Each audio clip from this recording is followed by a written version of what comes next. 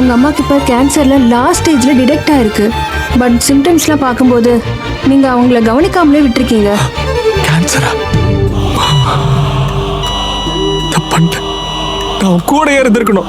அவனை விட்டு போயிருந்துருக்கூடாது. நான் அவன் கூட இருந்திருந்தா உனக்கு இந்த நிலைமை வந்திருக்குமா? அம்மா பாசத்தை இது வரைக்கும் முழுசா நான் அனுபவிச்சதே இல்லை டாக்டர்.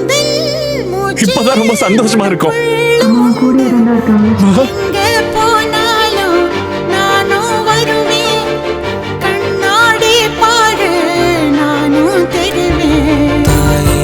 என் கூடவே இருக்கேன்னு சத்தியம் பண்ணியிருக்கேன்.